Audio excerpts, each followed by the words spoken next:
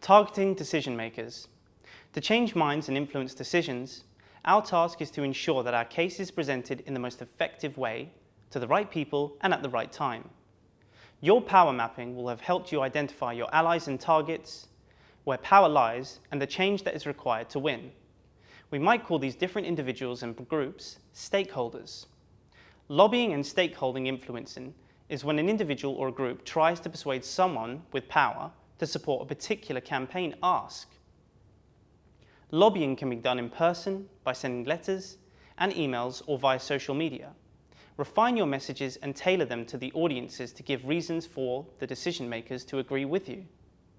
Prepare the case in detail so that it is credible, backed by research, and clearly outlines the pathway to the objective using a persuasive story. They might be influenced by voter sentiment, financial or regulatory implications, or the weight of other stakeholders' views. Ensure that the regional and local aspects of your case are fully taken into account. Organise meetings with officials and politicians that have a purpose and supply briefing material that cuts through and gets noticed.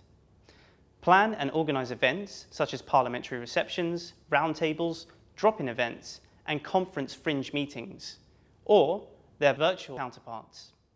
Step 1. Identify your allies and targets. Through power mapping, you have identified those who actually make decisions, those who have influence over them, and those who have a shared interest and who could be willing to support your case.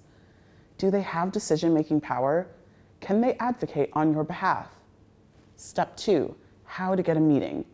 You might want to make first contact with a formal physical letter so your communication is on file and increases the likelihood of an acknowledgement and response.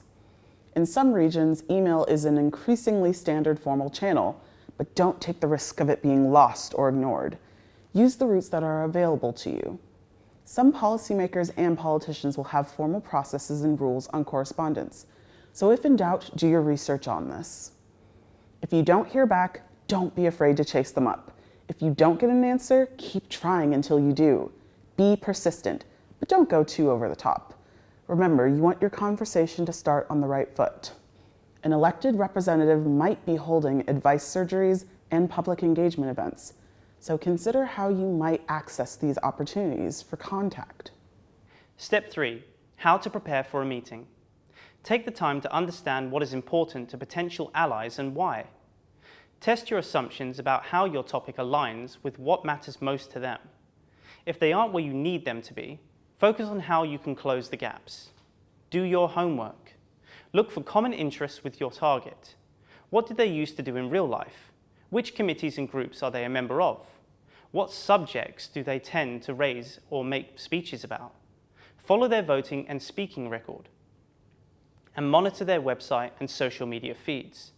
Distribute a draft agenda well in advance of the meeting and rehearse answers to tough questions and objections. Mindfully envisage the meeting in its entirety.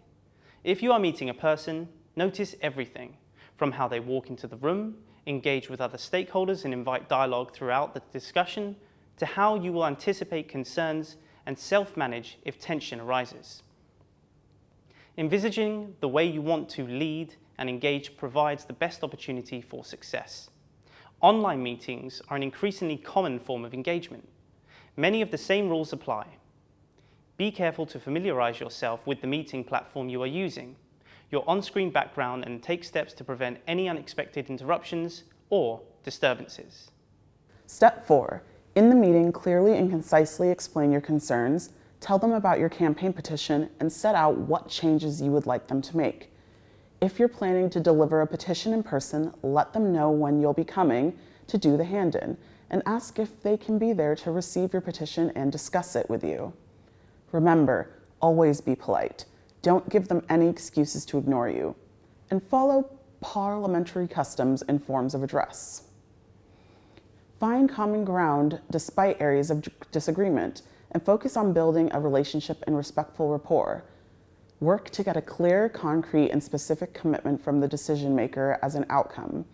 Make sure you build rapport and pay close attention to body language signals and cues. Step 5. After the meeting. Make sure you follow up with your decision maker. If you get a firm response when speaking, try to make sure you have also got it down in writing.